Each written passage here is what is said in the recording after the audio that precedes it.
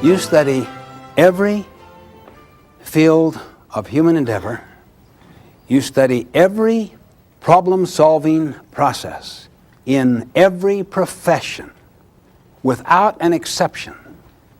And you'll always find to understand precedes action. To understand precedes judgment. Lawyers go through a discovery process, often even prepare the case for the opposing counsel.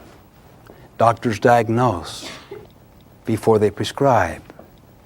Teachers pre-assess before they teach. What does the amateur salesperson do? Sells products. What does the professional salesperson do? Sells solutions. It's habit 5. Seek first to understand, then to be understood. The tendency in almost all people initially is to want to be understood, or if they do seek to understand, they seek with the intent to reply, with the intent to in some way influence, to some way bring the person about, to accomplish their own end, not with the intent to understand. Now, what's your first name? Hal. Hal? Why does Hal wear those glasses? See better. Okay, but what did the optometrist do before he prescribed? He diagnosed. The optometrist tried to understand. The optometrist was first influenced before attempting to influence. And that helped in the diagnosis and the prescription.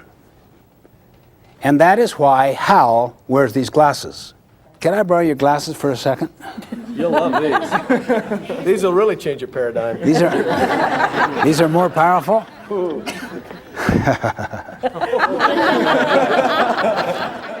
My friend, you've liked these, haven't you?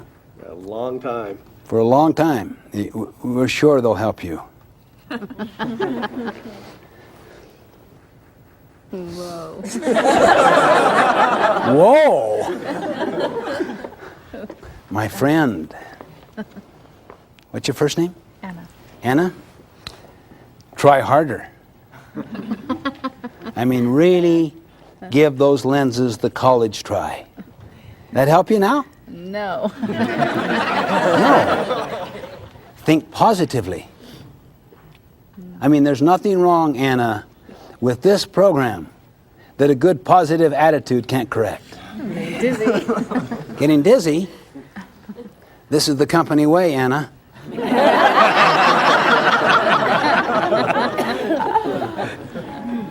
How current's your resume? You like them now? No. They look good on you, Anna. Wouldn't you agree? Oh, yeah. Great. See, we all feel they look good on you. Anna. Daughter, your mother and I, for many years, have distilled the wisdom of our life for your benefit. That's intergenerational wisdom too, Anna. We've learned it from before. And we put them in the form of those lenses. We've done our best. Anna, you like them now?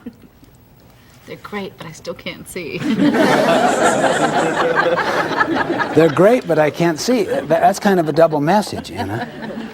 I mean, do you have any idea the kinds of sacrifices that your mother and I have made for you? The things we have done for your benefit? Huh? In fact, you know what your mother even did to bring you into the world? And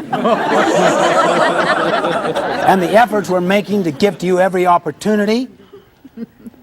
I mean, what more do we have to say to you? Anna? Like them now? No. She's got some integrity. Usually people capitulate. But usually I don't give them that strong of a lens.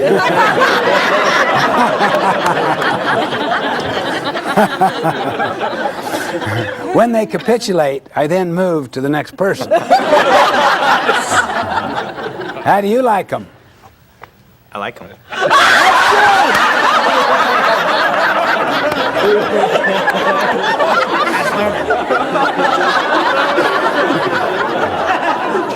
Okay, then you have to learn the rest of it.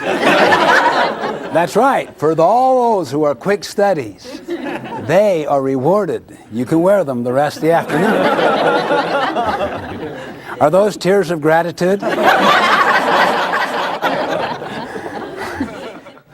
There you are, my friend. You can see again.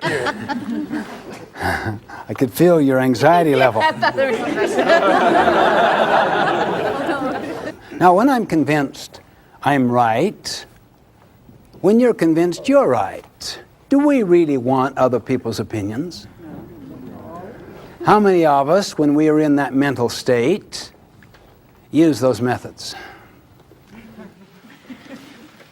You may not use the more extreme ones. You may just simply use the more common ones. Try harder. Just think positively.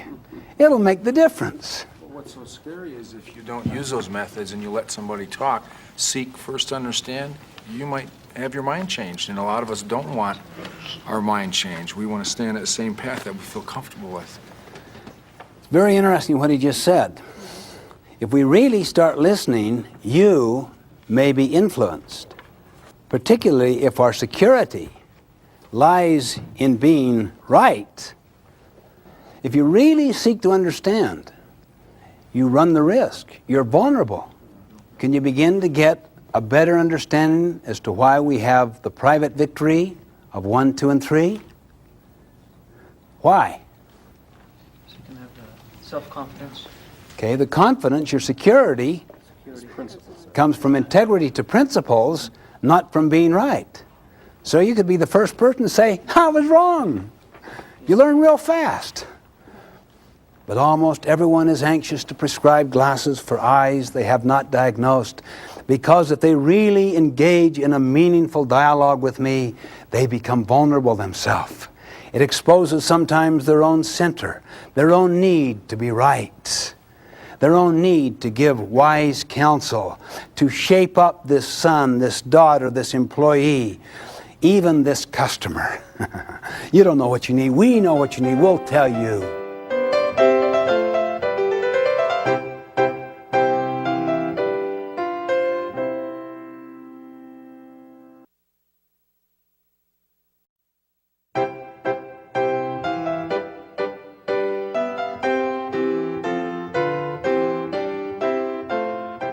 Let me describe 5 levels of listening itself. You might say it's a continuum of listening. The lowest level is to not listen at all. We could almost use the word you ignore somebody. You're not even there hardly at all. You're just into your own world or whatever. The second level is you pretend to listen. You may learn the body language and give the even the mimicking responses of the last person's sentence. The third level is to listen selectively. You are really hearing. Oh yeah, that reminds me. Let me share. Oh, I agree with that, yeah. Oh yeah. Well, what you said back there, I know exactly what you mean. I've had the same kind of experience. Well, I don't know about that. I mean, see, you did understand. But your mind is so into your own hot buttons that you're listening always in terms of those buttons and those interests.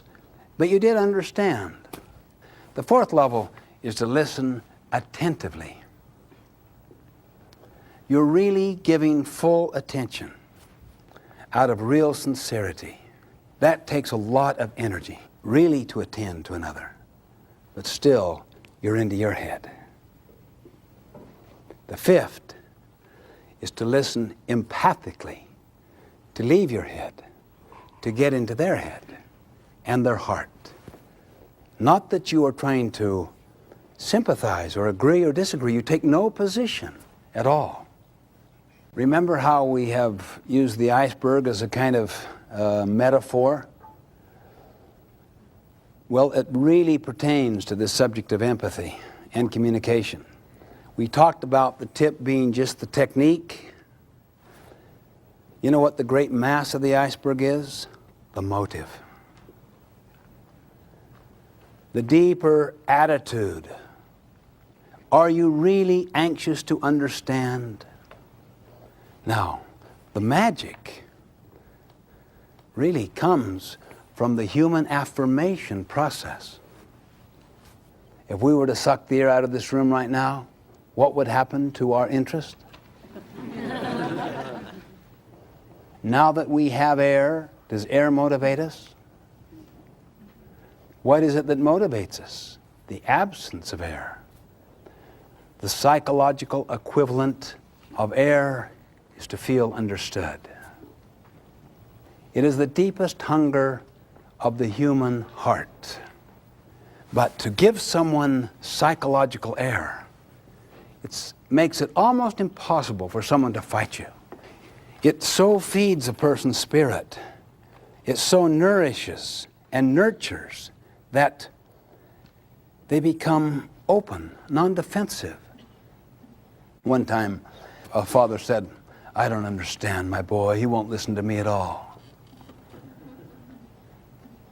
I said, "You don't understand your boy because he won't listen to you." Yeah, that's right. Let me restate again what I heard exactly you saying. You don't understand your boy because he won't listen to you. And that's really frustrating. Yeah, I mean, you don't understand you. Why do you keep repeating it? I thought to understand another, you needed to listen to them. Oh, yeah. I understand my boy. I understand him. I mean, I've been there. I know exactly what he's talking about. He hasn't the foggiest. No one's ever been there. Everyone's life is so singular, so unique. Who's going to listen to that uniqueness?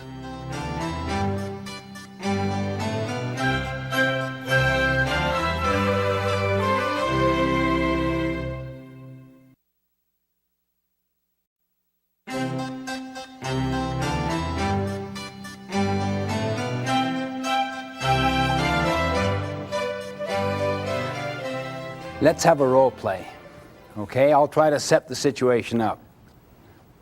I am your son. You are my father or my mother, and I'm interacting with you, and I'm rather upset, and now I'll use the alter ego technique, but you have to act as if you cannot hear that. You hear it only as a participant in this process, not in the role. It'll give insight to all of us in our learning role. Okay?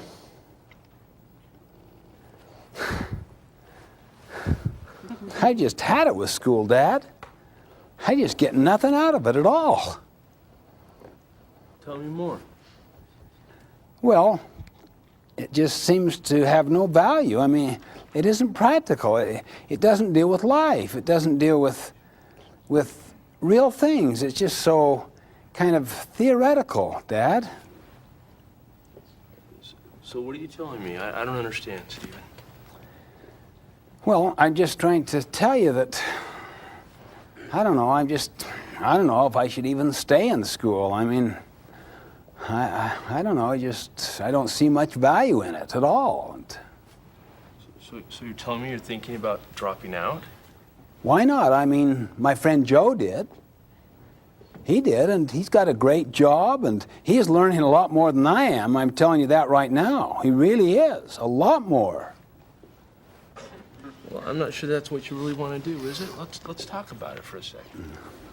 Boy, I'd like to talk about what I want to talk about, but I don't want to talk about school. Are you listening to me?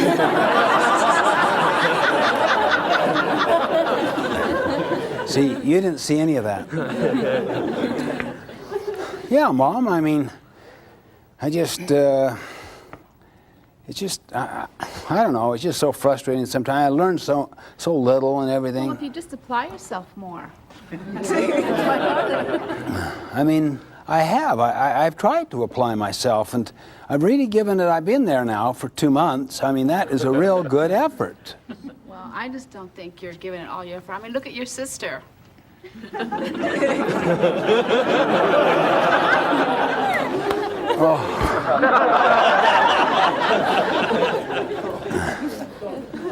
Yeah, I know, but she just takes this to this stuff. I mean, she just loves it, and she doesn't have the same interest that I have, Mom, and I just don't know why there should be any basis there at all.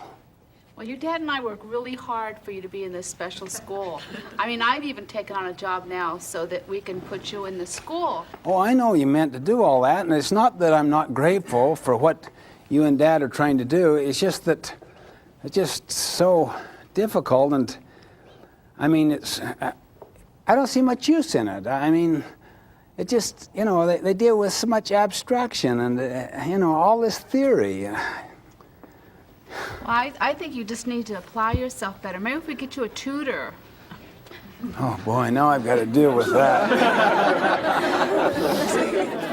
Well, you can't just quit. You'll never get into the college of Oh, your I choice. wish I could talk about what I want to talk about. But I guess she wants to persist in this, and I'm feeling kind of so bad after all that they've been trying to do and everything. Well, I guess I just don't understand. Maybe you can help me understand what it is that you really want. I don't understand. Well, I sure don't feel understood, but I don't want to get into what I really wanted her to understand right now. Not after my sister and with all of the things that she and my father have been doing for me on all my life. I'm just trying to say that I just don't know if there's much worth and value to this, Dad. I've given it a good shot, and you know what I mean? If it isn't school that you want to do, then what do you want to do? Boy, I wish I could talk about what I want to talk about, but Dad wants me to get into action planning. About I would do it. Well, I have to confront, you know, all this theory that's being presented every day. And I mean, take the social studies. They never even deal with what stuff's in the newspaper that I even hear you talk about, Dad. Just gets me into all of this abstract stuff. In other words, you're saying learning's a tough experience? Well, it's not that. It's just, I don't know. It's just. You know, son, I'd like to relate something to you.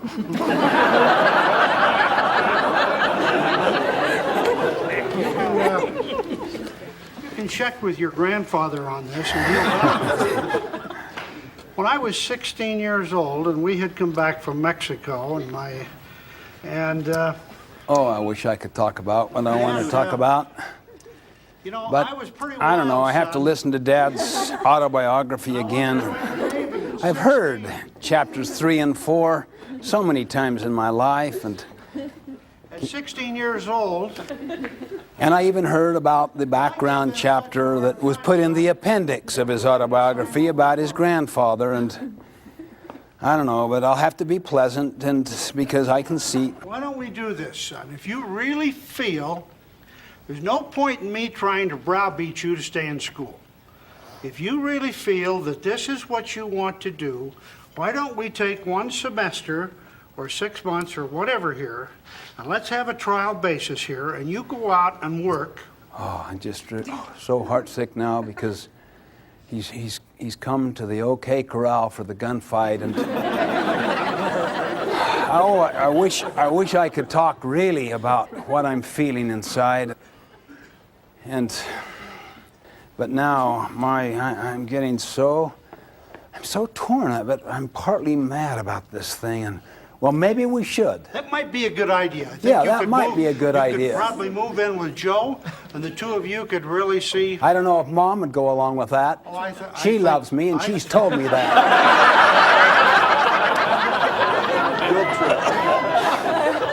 Don't you think I love love you, son. Come over here and I'll give you a kiss.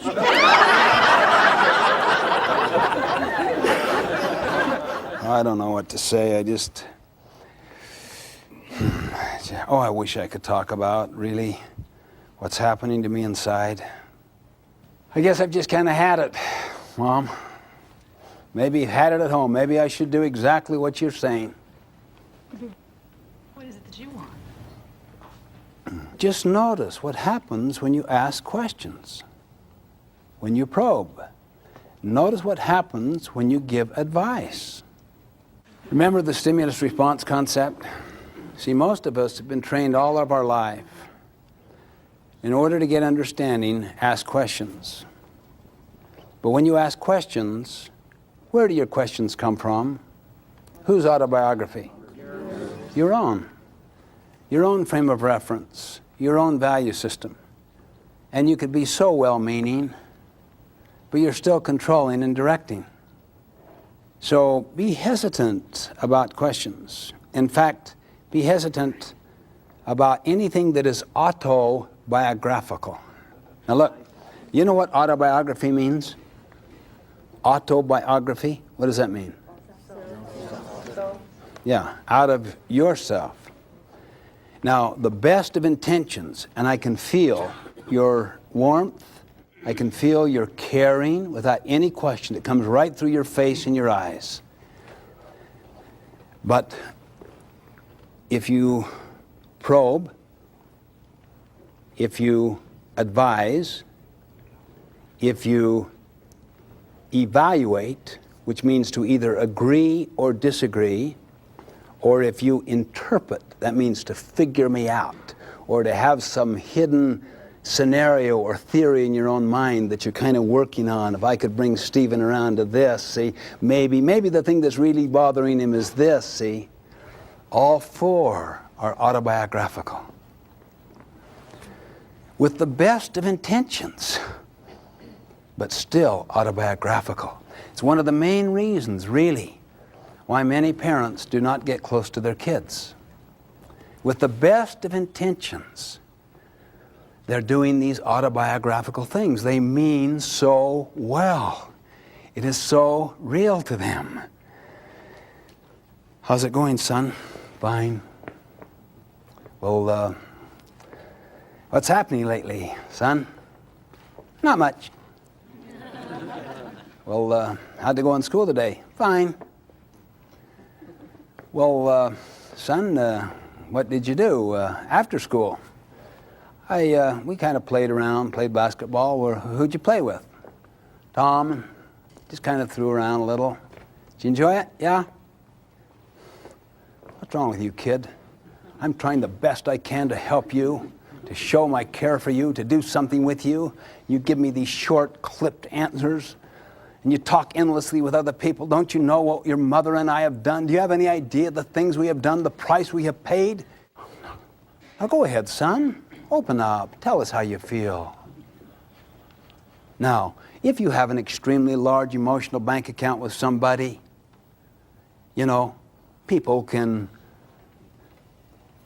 take off with each other, they can use autobiographical, and they can direct and advise. I'm not saying that those autobiographical approaches are not appropriate at all. If someone were to say to me, Stephen, where's the restroom? I wouldn't say, you're really hurting.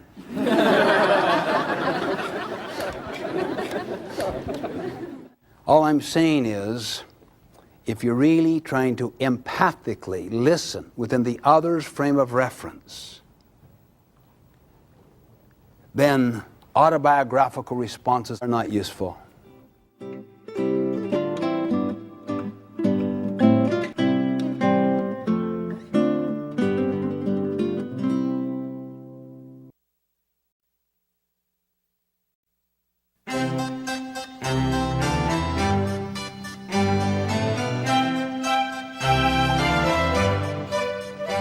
Let's do a little review of this concept of empathy. And let me describe the 5 phases of learning empathic responses. Mimicking, paraphrasing or rephrasing, okay? You say their words, their meaning in new words. There's the faithful translation on content.